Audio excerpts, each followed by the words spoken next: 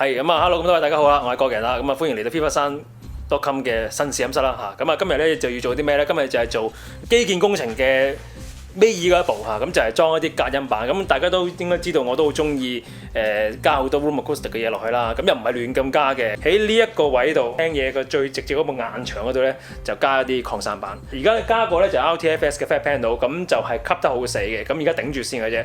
咁正常我亦都覺得喺前面個位咧都唔應該吸得咁緊要，最好就係用吸擴啦。吸擴即係佢有吸音嘅功能，佢亦都有擴散嘅作用。好似呢啲 RPG 呢啲咧。呢啲就係擴散啦，純粹一嚿棉嗰啲係吸啦，完全咧好似一個黑洞咁樣。吸擴嘅產品咧就以往就唔係好多嘅，咁近年就多咗好多啦。咁啊，葡萄牙 Arnovion 咧就係屬於其中一間即係好能夠照顧到家居需要，但係又好專長去出呢啲房間處理產品嘅品牌。買咗一紮啦，咁啊，但係主要咧都係買一款嘅啫，就係吸擴嘅板，個樣都幾靚仔嘅，咁因為佢事實上有好多款式㗎，不同顏色啊、不同 pattern 啊、不同樣啊、不同物料啊咁等等。呢條片咧我就想即係俾大家睇睇佢安裝上面嗰個細節嘅地方，因為以往大家睇咧就已經係製成品㗎啦，排好晒、整好晒。你話買兩塊翻嚟自己裝嘅話，就有冇難度咧？咁啊就睇睇個安裝嘅情況係點啦。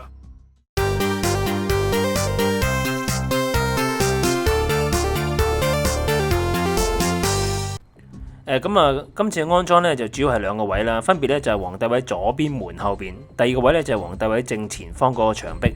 咁由於地理環境嘅限制咧，我就用咗兩種唔同嘅方法去安裝嘅。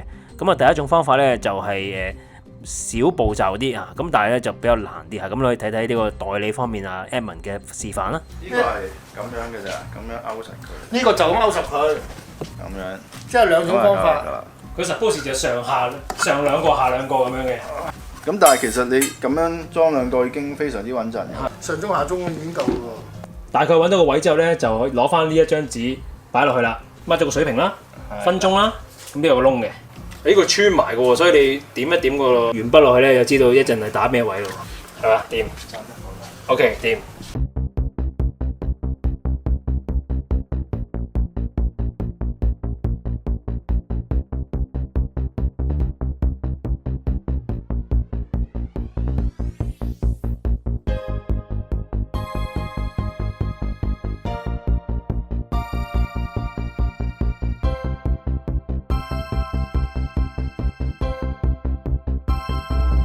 咁第二種方式咧，就我覺得係比較簡單啲嘅，咁但係步驟會多少少，咁啊簡單啲啦，所以咧我就會自己安裝啦。主要咧就係安裝比較多塊數嘅，咁啊呢個方式我覺得都幾好噶。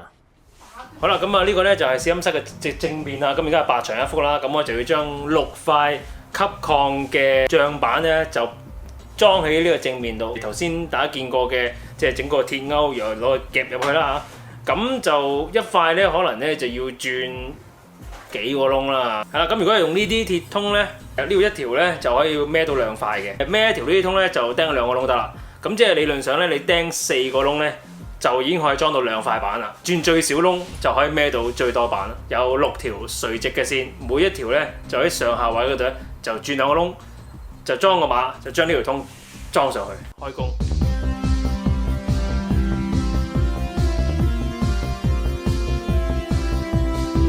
所以咧就會用呢啲咁勾 ，OK， 兩個啊，咁啊中間有個窿嘅，咁啊打粒窿落去咧就得噶啦。咁啊普通嗰啲膠質啦、入牆嗰啲啦，咁啊呢啲碼咧就邊個位落咧有張紙咧就俾你墊住嚟吉嘅。咁呢個就非常之容易裝，你好難會裝得錯啦，木瓦嚟嘅啫。呢個勾咧其實咧就係同頭先啲勾一樣㗎。咁你只係需要咧將佢咧攝入去。咁啊由於咧佢其實只係打橫攝入去啦，咁有啲虛位嘅，咁即係話你嗰條柱啊。萬一有少少唔啱嘅話咧，其實佢可以左右咁樣褪下位咧，嚟就翻你條柱啱位置嘅。所以咧就算你裝到有少少歪咧，你都可以褪得翻靚仔，而且佢係穩陣。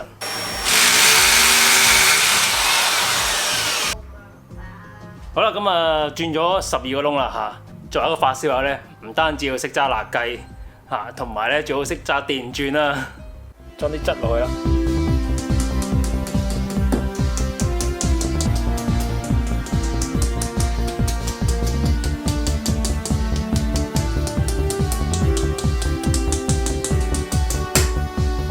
咁啊整好咗之後咧，其實咧你就會見到嗰條柱咧就好似而家咁啦，成條咁樣上咗喺呢個牆上面，其實好穩㗎，因為嗰啲擴散板咧，每個咧都係1 kilo 多少少嘅啫。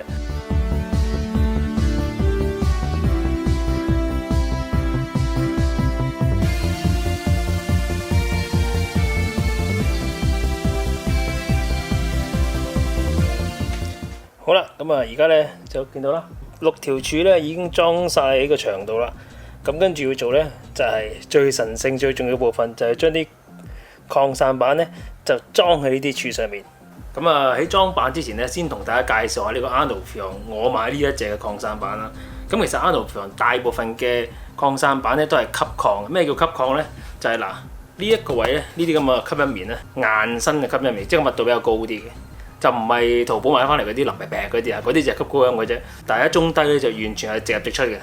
咁但係呢啲高密度嘅棉咧，就對於全頻嘅反應咧就大好多啦。呢一面向出嘅話咧，就個高音會吸晒佢嘅。咁所以咧都吸得幾4下。咁所以我哋就需要擴散啦。咁呢度嗱，呢度大家見到啲木啦，其實呢隻木咧，呢度都有個比較厚身嘅木板墊住嘅。咁啲木板咧上面咧係印咗好多啲窿，打穿晒啲窿。其實係計過數嘅，有一部分嘅聲音咧就會經過呢啲窿，就進入去後邊嗰個吸音棉度，消化咗個能量。咁另外一部分嘅聲音咧就經過呢一塊板，輕微咁樣會將聲音彈翻轉頭，咁令到啲高音咧就唔會死得咁犀利。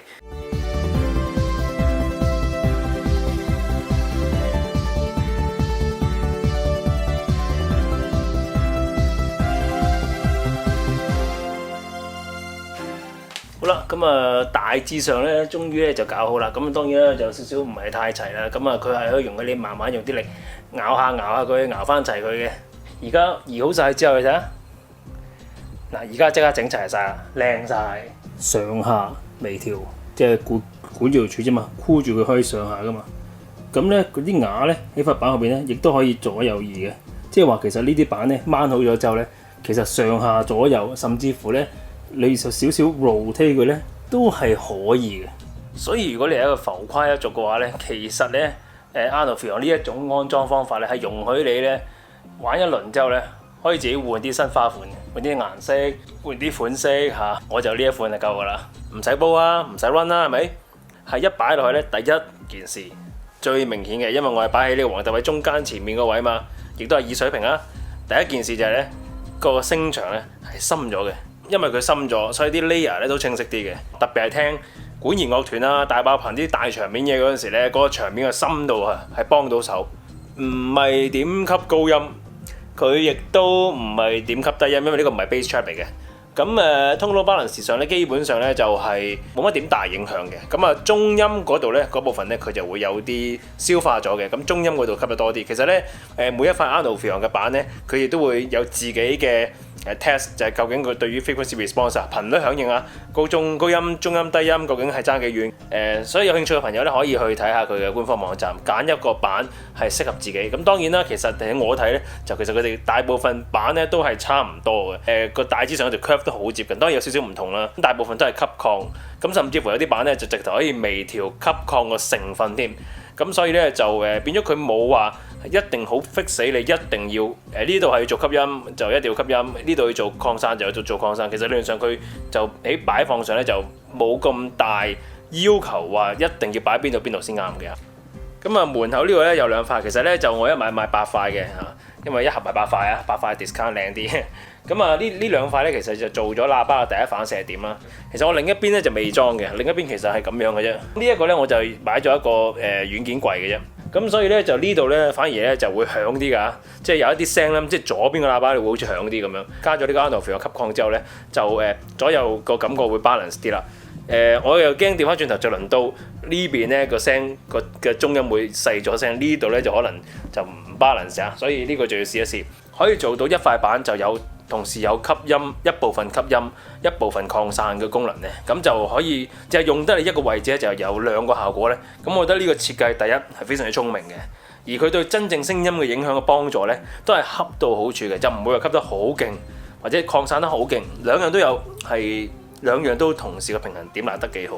易裝啦，Arnold咧就係有得俾你裝，佢仲有兩款原廠嘅裝置俾你裝，咁呢個又係好實際嘅，即係起碼我自己一個人都裝到，咁呢個都係好重要。我覺得係靚仔嘅，大致上個 pattern 咧都係對聲音嘅表現咧都好接近嘅，咁啊變咗你可以因應你自己嘅顏色嘅喜好啊，對 pattern 嘅喜好啊，家居設計啊，嚟揀一啲你中意嘅樣嘅物料去擺喺個聆聽房度聽，同所有其他歐洲嘅產品一樣，嗰個物料係無公害。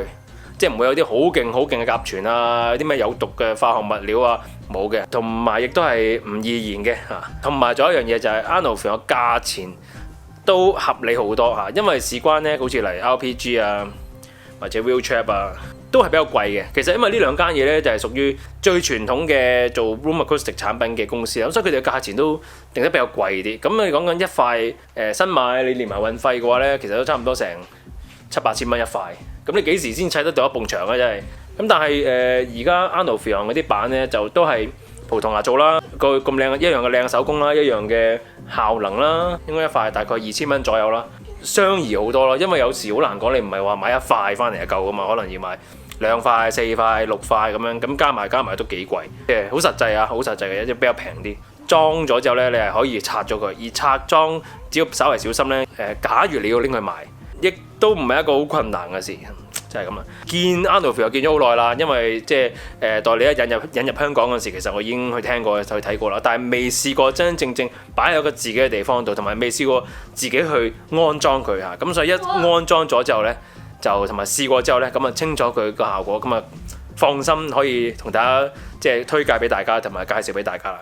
中意我拍片嘅朋友俾個唔好講呢個。中意爸爸拍片嘅朋友咧就撳個 like 啦，有咩意見就喺下面嗰個留言區嗰度留言啦。咁未訂閱 FIFA3.com 嘅 channel 就快啲訂閱啦。係今條唔係咁下條片再見啦，拜拜。